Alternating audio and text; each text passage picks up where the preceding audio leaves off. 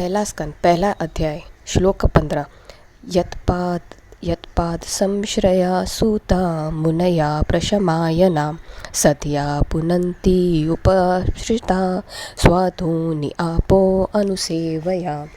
हे सूत गोस्वामी, जिन महान ऋषियों ने पूर्ण रूप से भगवान के चरण कमलों की शरण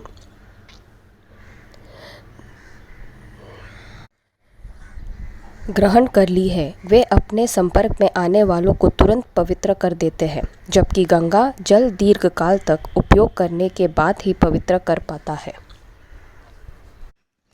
हमने देखा कि कल पिछले जो श्लोक थे उसमें पवित्र नाम की महिमा के बारे में बताया गया है, और इस श्लोक में प्रभु के शुद्ध भक्तों की शक्ति की महिमा के बारे में बताया गया है।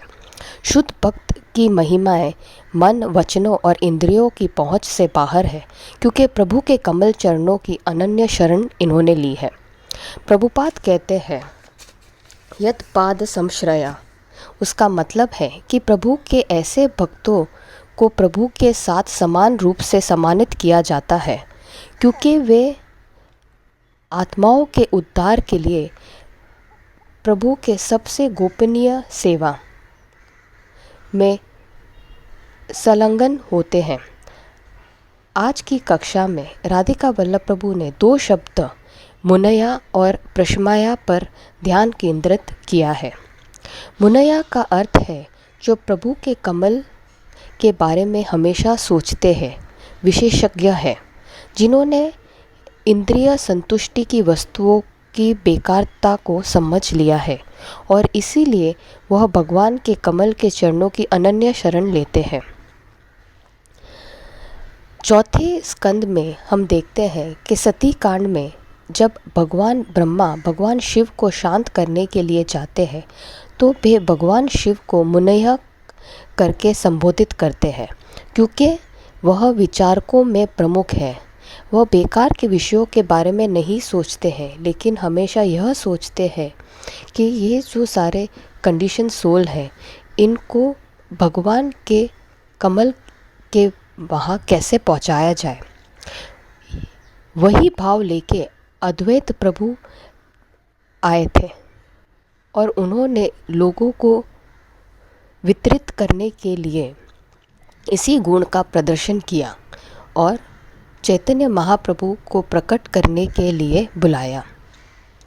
पहले स्कंद में नारद मुनि को मुन्नी सत्तमा कहा जाता है, क्योंकि सभी प्योर डिवोटीज़ में वह उत्तम है, सभी शुद्ध भक्तों के बीच वह उत्तम है, क्योंकि वह वफादार है, विद्वान है और रिनंसिएट यानी त्यागी है। इस संसार में इंद्रियों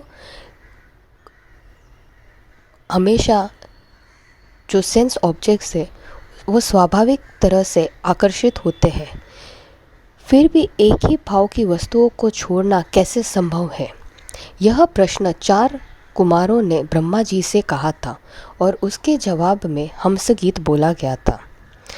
कोई यह सवाल पूछ सकता है कि यह इंद्र संतुष्टि की सभी वस्तुओं को पीछे छोड़ते हुए प्रभु के कमल के चरणों की अनन्य शरण कैसे ले सकते हैं? यह संभव कैसे है? तभी इस प्रश्न का उत्तर देने के लिए ऋषियों ने प्रशमाय शब्द का इस्तेमाल किया है। उसका मतलब है जो लोग सम और दमक के जिनके पास सम और दमक का गुण है, जिनके मन और भाव नियंत्रण में है, जिनकी बुद्धि कृष्ण पर तय है, जिसका हृदय सुखदेव गोस्वामी की तरह कृष्ण के विभिन्न रसों का स्वाद ले रहा है और इसीलिए वह प्रभु के कमल चरणों का अनन्य आश्रय ले सकता है।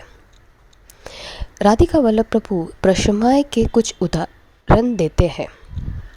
जब कुबेर यानी जो स्वर्ग ग्रहों के कोषाध्यक्ष है, ध्रुव महाराज को कहते हैं कि आप मांगिए जो आपको चाहिए, मैं आपको कुछ भी दे सकता हूँ, तो उन्होंने सब कुछ लेने से इनकार कर दिया और केवल कृष्ण की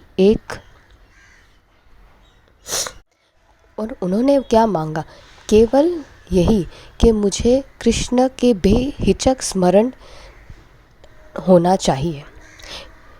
यहाँ तक कि खटवांग महाराज जब देवता उनकी सेवाओं से बहुत खुश हुए और उन्होंने कहा कि आप चाहिए वो बेनिडिक्शन आप मुझसे मांग सकते हैं, लेकिन खटवांग महाराज केवल मांगते हैं कि मुझे सर्वोच्च व्यक्तित्व के कमल पैरों पर रुचि चाहिए जिन्होंने यह सब कुछ बनाया है। जब चित्रकेतु महाराज विद्याधर ग्रह के राजा बने तब उनके पास इतना ऐश्वर्य और इतनी सुंदर स्त्रियां थी, पर वह विचलित नहीं हुए। उन्होंने हमेशा भगवान की प्रार्थना में लीन रहे। इसीलिए तो जब माता पार्वती ने उन्हें राक्षस बनने का श्राप दिया तो उन्होंने किसी को दोष नहीं दिया या किसी से इस बारे में शिकायत नहीं की। उन्होंने खुशी खुशी वह स्वीकार कर लिया क्योंकि उनका मन कृष्ण पर स्थिर था। ऐसे भक्तों को प्रशमाया कहा जाता है। भौतिक जगत का द्वंद्व उनके लिए बेकार हो जाता है और यही कारण है कि नैमिषारण्य के ऋषि कहते हैं कि महापुरुषों जैसे व्यासदेव हैं, उनकी दया से सूत गोस्वामी जो निम्र श्रेणी में पैदा हुए हैं, फिर भी वो हमारे सवालों का जवाब देने के पात्र हो गए हैं और हम ऐसे भक्तों की शुद्ध शक्ति का अनुभव कर सकते हैं। गंगा को स्वर धुनी कहा जाता है क्योंकि वह स्वर्गीय ग्रहों से आती है। गंगा लोगों को शुद्ध तभी कर पाती है जब कोई उसे पीता है या उसके पवित्र जल में स्नान करता है, लेकिन भक्तों के मामले में सिर्फ उनका साथ होना या उनके प्रॉक्सिमिटी में होना वह भी हमें शुद्ध कर सकता है। एक बार जब नारद मुनि वैकुंठ गए तो उन्होंने अपने आंखें बंद करके प्रभु की महिमा गाने में इतने लीन हो गए कि घंटों तक वह प्रभु की महिमा गाने लगे। और जब उन्होंने अपनी आंखें खोली तो उन्हें भगवान नारायण के दर्शन ही नहीं मिले, वो उन्हें देख नहीं सकते थे और उन्हें उसके बदले जलदश दिखा क्योंकि भगवान नारायण परमानंद में पिघल गए और जल शरीर हो गए हैं। उसी को गंगा कहते हैं। गंगा को तरल भगवान कृष्ण का तरल रूप में अवतार कहते हैं। जैसे एकादशी जो है वह भगवान का दिन है अवतार में, और जैसे पुस्तक के रूप में आते हैं भगवान श्रीमद् भागवतम के रूप में, और फॉरेस्ट के रूप में आते हैं नैमिषारण्य में। लेकिन फिर भी उनके भक्तों की शुद्ध शक्ति कृष्ण की शुद्ध शक्ति से श्रेष्ठ है क्योंकि गंगा कृष्ण से भिन्न नहीं है।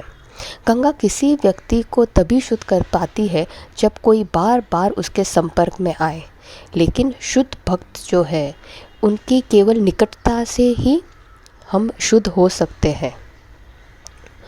गंगा जो है वह तुरंत शुद्ध नहीं करती है, वो थोड़ा समय लेती है, लेकिन शुद्ध भक्तों के निकट आते ही हम तुरंत शुद्ध हो जाते हैं।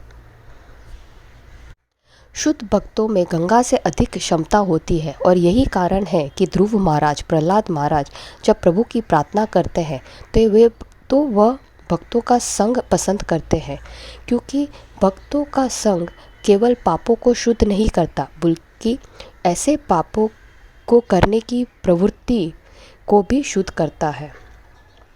शुद्ध भक्तों की मानसिकता क्या है?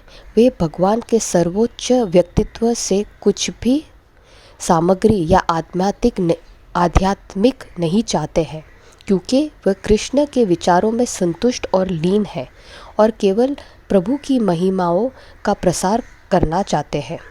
रूपस गोस्वामी कहते हैं कि साधना भक्ति का उद्देश्य क्या है? किसी भी रूप में कृष्ण पर हमारा मन टिका रहे।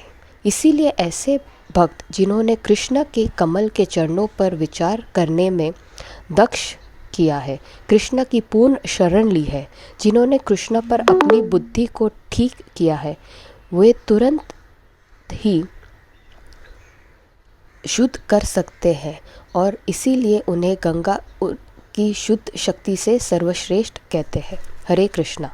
ग्रंथराज श्रीमद् भागवतम की जय। श्रील प्रभुपाद की जय।